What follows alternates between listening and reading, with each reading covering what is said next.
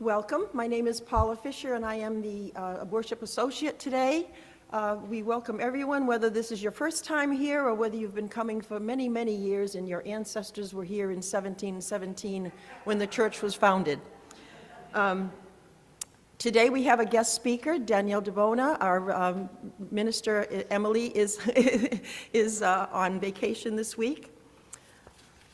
And we'll start by doing what Emily usually asks us to do, just relax, make sure your cell phones are off, maybe uncross your legs, just think happy thoughts, and take a deep breath.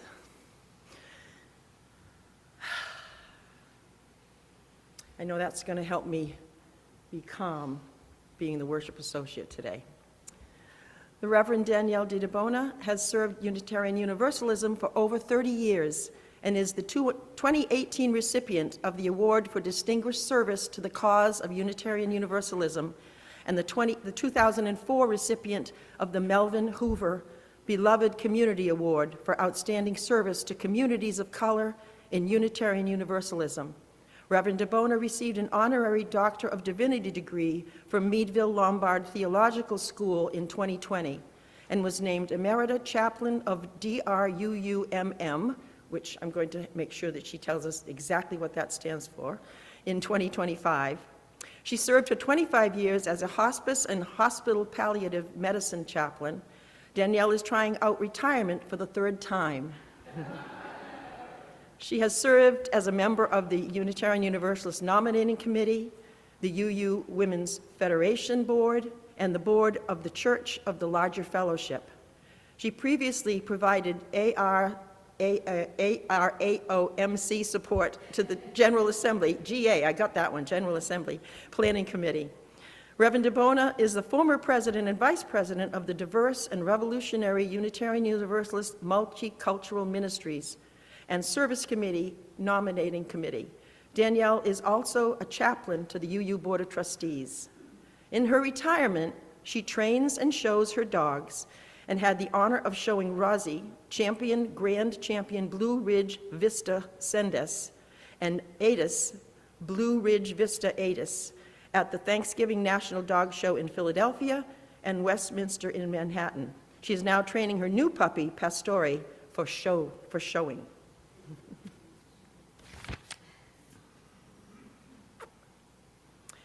At this time, we light our chalice. We're looking for a volunteer to come up and light our chalice today. Any takers on that?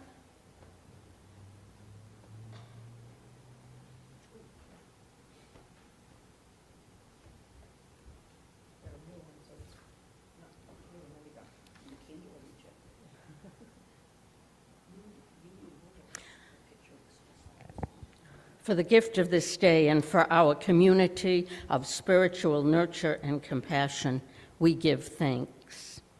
We light this chalice as a symbol of our faith. May our many sparks meet and merge in communion of heart and soul.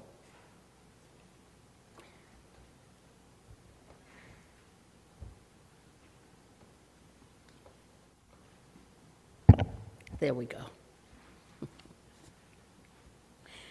So as you heard, DRUUMM stands for Diverse and Revolutionary Unitarian Universalist Ministries. You got it. You got it. Yeah. I wasn't there at the founding. I joined Drum the following year at the insistence of some of my colleagues, and learned that the reason revolutionary is in the title is because they didn't want to be known as dumb. That works. That works for me. Can hardly blame them.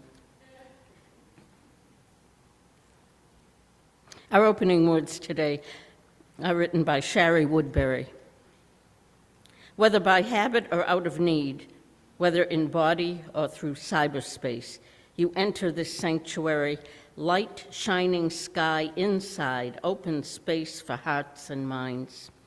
There is no separation here of the sacred from the profane, no setting apart from the natural world. For nothing can be more precious than the ordinary beauty of oncoming spring or the stirring of the human spirit. Let us bring then our holy hearts and our sacred bits into this place of ritual and song. Let us once more commingle the elements of heaven and earth in this shrine of interconnectedness. Come, let us worship together. I invite you to stand as you're willing and able and join in singing hymn number 1012 in your teal hymnal, When I Am Frightened.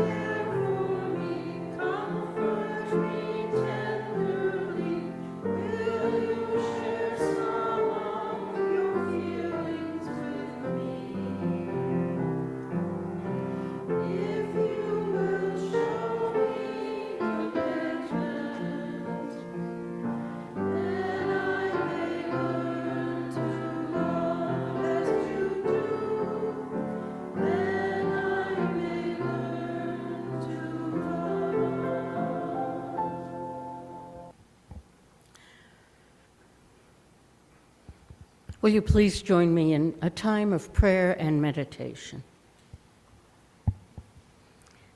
Spirit of life and Spirit of love, we are most joyful for this community of faith, for those beloveds who sit in these pews, look at each other, see each other. We are grateful for the love and the care and the community that comes together in faith, in love, in trust. We are grateful for this place made holy by your presence in it. This is a place to be comforted, to be joy-filled, to be angry, to be in deep pain. Today we are grateful for our 57th anniversary, for generous people who collected enough cold hard cash for Emily and her tree. We're grateful today for Rosemary, who took on a task I would not wish on anyone. And we are grateful and joy-filled for each other. We shared today our joys and sorrows and our reminders that there's work to be done. We were encouraged to show up, to show up. There was joy for a 29th birthday. There is worry and concern about politics from the pulpit versus what I would call prophetic ministry. And mostly, we are surrounded by that spirit of love and that spirit of life that holds us as a loving community that no matter what will be for each other and with each other. My friends, I invite you to take a moment to be grateful and thankful, to speak to that spirit that lives within you, whether you call that spirit God or mystery or the spirit of life. Take that time to be grateful to that spirit, to ask for the strength to show love, because without love, we will not survive. Amen.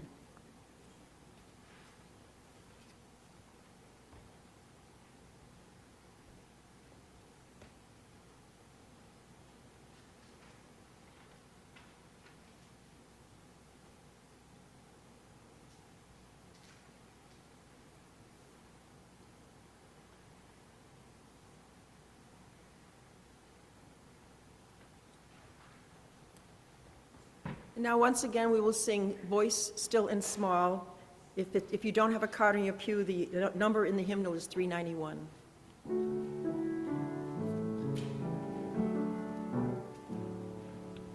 Voice still and small, deep inside all, I hear you call, singing.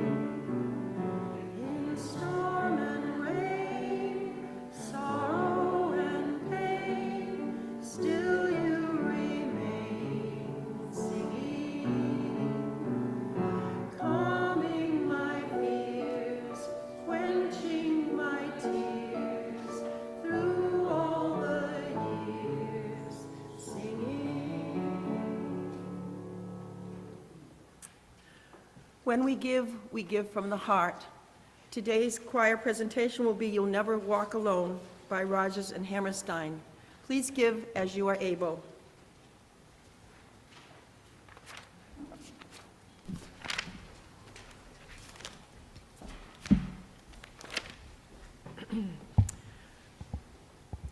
You may place your offering in the plate as it passes, or you may give to the church via Venmo. There is a QR code in your order of service. If you do give via Venmo, not easy to say, please make sure to write one of two things in the memo line. If your contribution is part of your annual pledge to support the church, please print pledge in the memo line. If you are not giving towards a pledge, please write plate in the memo line. Please give as you are able, and today's offering will be gratefully received.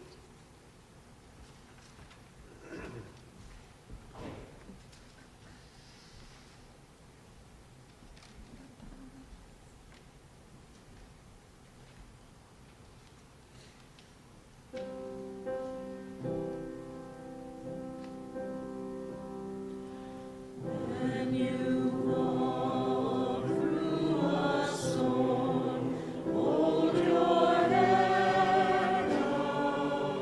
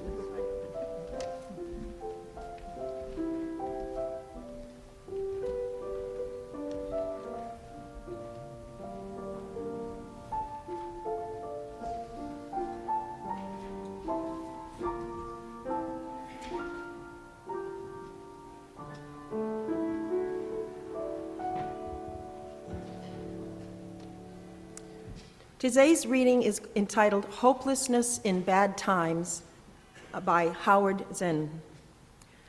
To be hopeful in bad times is not just foolishly romantic. It is based on the fact that human history is a history not only of cruelty, but also of compassion, sacrifice, courage, and kindness. What we choose to emphasize in this complex history will determine our lives. If we see only the worst, it destroys our capacity to do something. If we remember those times and places, and there are so many, where people have behaved magnificently, this gives us the energy to act, and at least the possibility of sending this spinning top of a world in a different direction. And if we do act, in however small a way, we don't have to wait for some good, grand, utopian future. The future is an infinite succession of presents, and to live now as we think human beings should live, in defiance of all that is bad around us, it is a marvelous victory.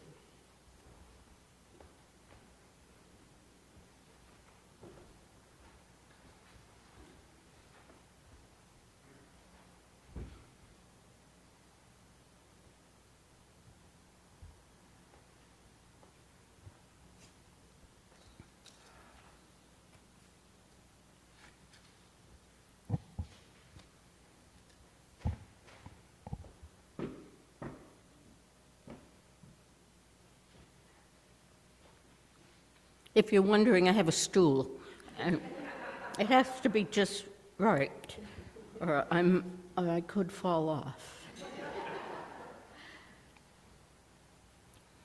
It was late October when I first wrote this sermon, before the election. My first rewrite was before the inauguration. And since then, I have rewritten this sermon a few times. Faith trumps fear. Lest you worry, I am not preaching about the president today. Trumps is a perfectly adequate word. Faith trumps fear, and it's applicable to the big things in life as well as the tiny things. I personally am afraid of water, to the point where getting my face wet in the shower makes me feel like I will drown yet again every day. I can only swim as long as my face stays dry, and what I do is not really what you would call swimming. Boats terrify me, but this past summer I stood in a swimming pool and talked myself into going under the water. I convinced myself that it would be okay, and my sister was nearby to save me. I worked myself up into believing, having faith, that I was strong enough to take on my biggest fear. And please understand, I was standing in waist-deep water. Small successes matter. Every day when we overcome that small voice in our head, in our hearts, that try to hold us back, that whispers, "Be afraid, be afraid," we are fulfilling a promise to ourselves. We all have fears. Spiders, heights, hard to believe, but dogs, the dark. Some of us are afraid of people. Some we know, some we have stereotypes about. Some of us are afraid because of the election. Some of your friends, family members, church members may be hiding fears about what may happen to them because of a particular identity.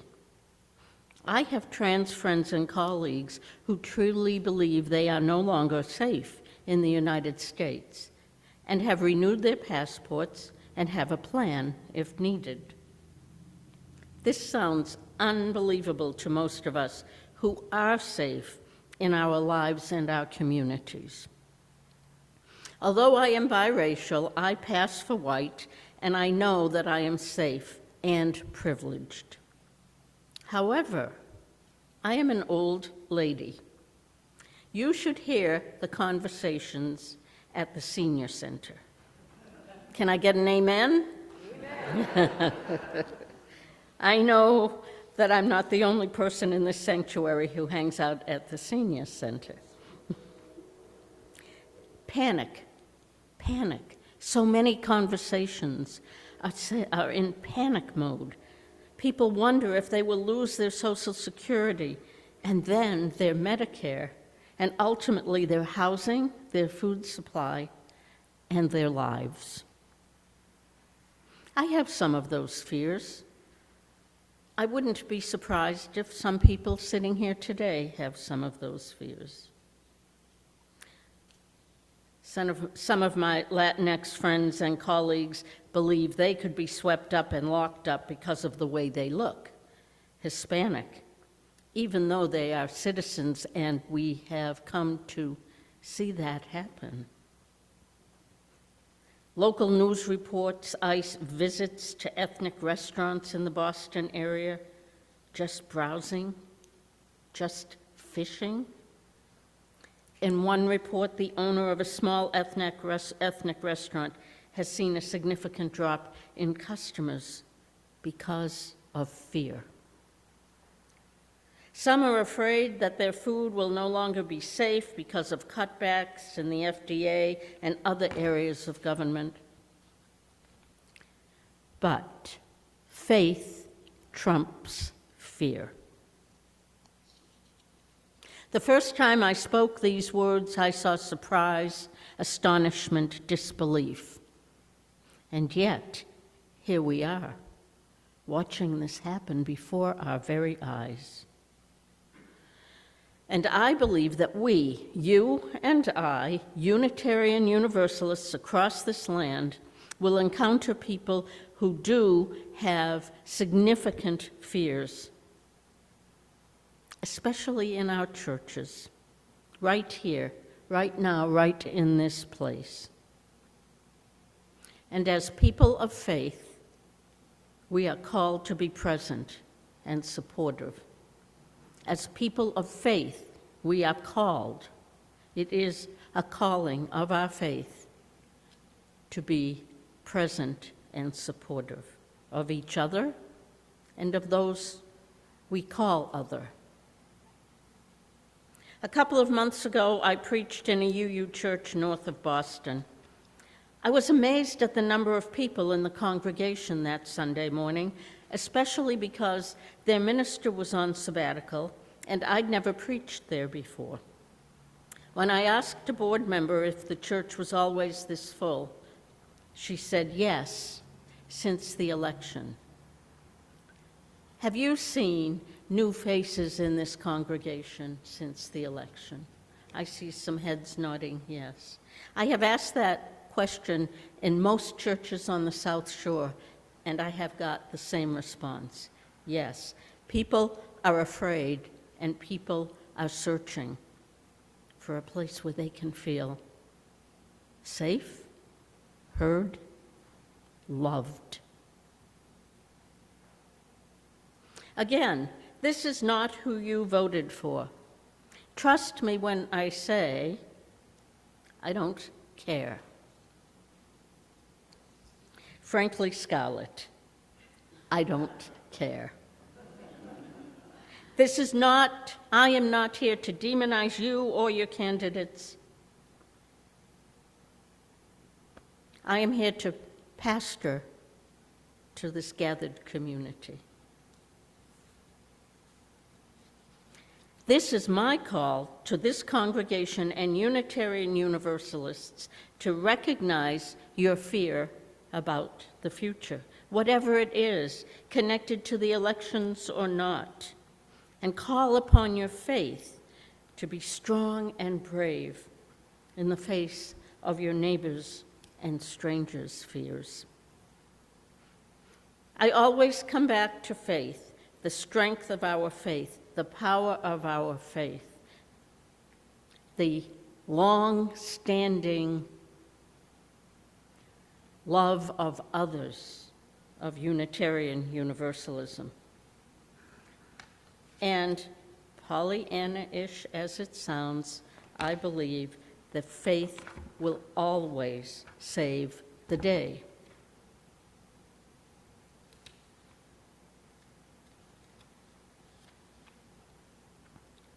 As I said, I rewrote this sermon over and over again as I reflected on the election results and how it was impacting my community, my friends, my family, my colleagues, my working class community. But really, fear does not come knocking at our door with invitation. It doesn't need to be an election.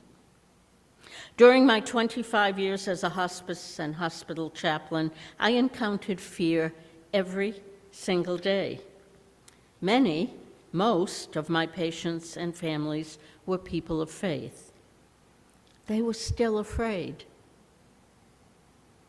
But when they began to focus on their faith, their fear lessened. It did not go away, but it lessened. It became bearable. That's true for us too. What fear are you sitting with today? Is it the election results? Is it DOGE? Is it the destruction of our economy? Is it a health issue? A new diagnosis? Is it a slowly disintegration of a relationship with a loved one or a friend? Is it the fear of aging and its corresponding debility?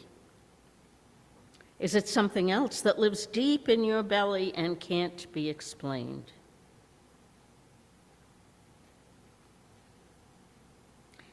Some of you have faith in God. Some of you have faith in the all-surrounding of the Spirit. Some of you have faith in the universe in which we rest. Some of you have faith in the capacity of the human being to be good. We Unitarian Universalists welcome all of that and expect to see it in church on Sundays, all of it. But faith doesn't come easily. Faith doesn't come by happenstance. Faith comes through practice.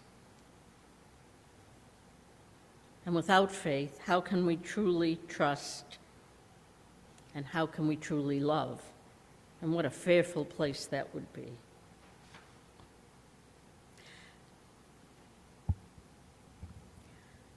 Faith takes practice. I'm a big fan of spiritual practice. And so today, I am encouraging each of you to find that which speaks most deeply to you and practice it. It might be prayer. It might be meditation. It might be every other week visit with your therapist. It might be walking in that cemetery or in the forests or at the ocean near us. It might be finding the holy as you volunteer at the local nursing home or at the soup kitchen. It might be coming to church. It might be talking to people who believe differently than you do and finding the courage to do that. But it's a practice, it's a spiritual practice. And so basically what I came here today to tell you is that fear is normal. We're all feeling it, maybe a little more intently, and that we as people of faith need to build our spiritual muscle. And that takes work. Practice, practice, practice. Practice your devotionals. Call upon your faith. Build spiritual muscle for spiritual strength. I'm a half Wampanoag Indian, and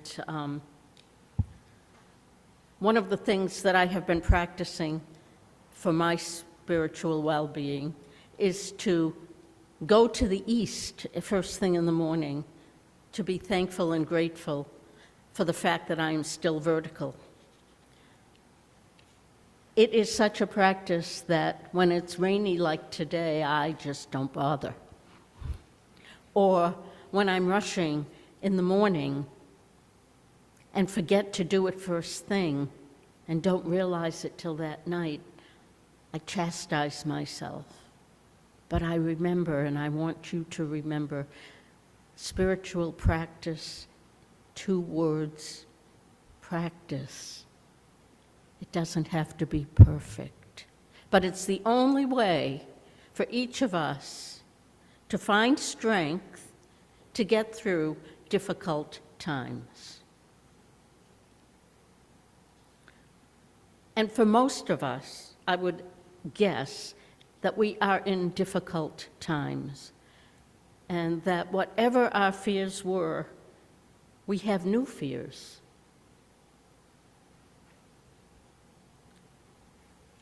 Your faith will save you. This faith will save you. This community will save you.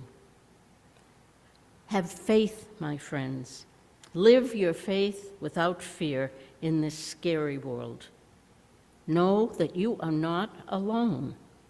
Never, never alone. For you are surrounded by a room full of faithful souls, beloved ones who will hold you up and hold you no matter what. So remember, faith always, always trumps fear. Amen.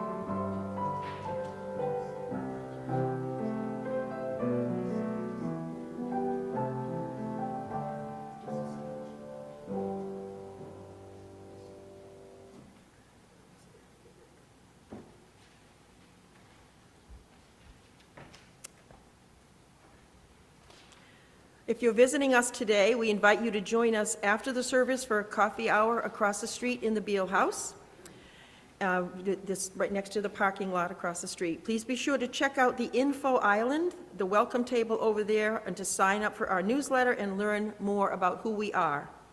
Also, the lasagna dinner and auction with the live auction and silent auctions is coming on this coming Saturday, April 19, and we need help. There's a sign-up genius in the newsletter, so please sign up to help however you can, and perhaps there's even a sign-up genius on the welcome table across the street. So,